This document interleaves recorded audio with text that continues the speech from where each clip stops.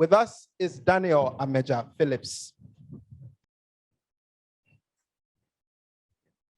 Resilient schools, smart learners, endless possibilities. The Gates Foundation published a report saying that 25 weeks of COVID took us back 25 years. And the question they ask is, how are developing economies going to catch up and even make progress? My name is Daniel Ameja Phillips, co-founder of ScribbleWorks Publishing House. And I'm going to explain to you how we are solving this problem. So yes, COVID brought about academic disruptions. Schools have closed in Ghana. The examination process continues to be very tedious for teachers with scarce analytics because it's mostly paper-based. There have been some current hacks, but what we realize is that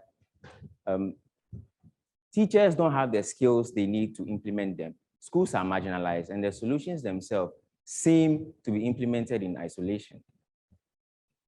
Our solution is Preptime, and with Preptime, we enable schools and organizations conduct assessments online with ease and effectiveness. So let's see how it works. So this is our interface where students go. So this is a student interface.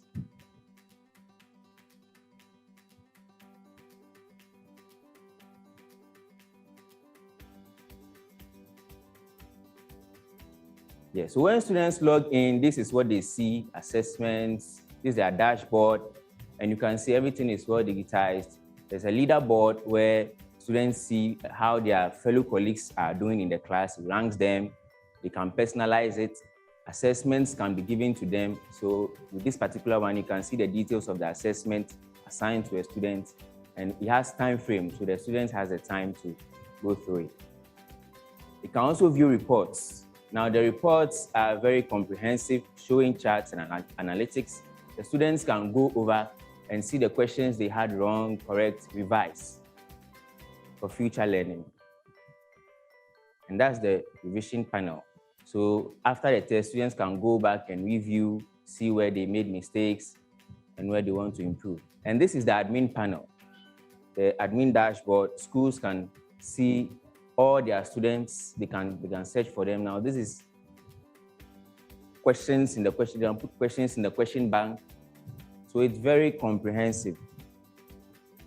And they can see transactions, how students are getting on board and subscribing. If there's a failed transaction, the details are there. They can just follow up and make a call and help the students to get on board. So schools have their own interface. Students also have their own interface. And it has been built in line with our current curriculum, the GES curriculum. Schools can monitor sales reports, so as organizations, publishers, and etc., and send direct messages to students. Yeah. So what we are saying is that we are giving schools a chance to have an online presence, making them smart and more resilient to future academic disruptions. They can use Preptime for all sorts of assessments. Let's see the case of Seben. Seben is a teacher at New Achimota School. His goal is that he wants his students to pass their BEC so that they can move on to higher education. But he has frustrations. His class sizes are usually large, there's limited time, and the exam process is very tedious. But with Preptime, he is able to organize assessments both in school and at home for his students. And as you can see in the picture, he's there, he has enough time to put his hand in his pocket to observe his students while they take the test. There is a market opportunity of $7.9 million, and that's for junior high schools alone. But for year one, we are targeting 100 Preptime schools for $50,000. What sets us apart is the fact that we are content masters. We understand content because we are publishers. We offer technical support, and we also train teachers. Going to the market, we've made sure that Preptime knocks down traditional barriers to digitization for schools. So schools don't need to have a computer lab or capital requirements before they can start. And we have also adopted pricing and marketing strategies that are very effective in our space. For every $5 of subscription, 2.3 goes to our contribution margin. And we are making money through user subscriptions, school adoptions, and tech integration trainings. Being in the UNICEF Startup Lab has accelerated our go-to-market.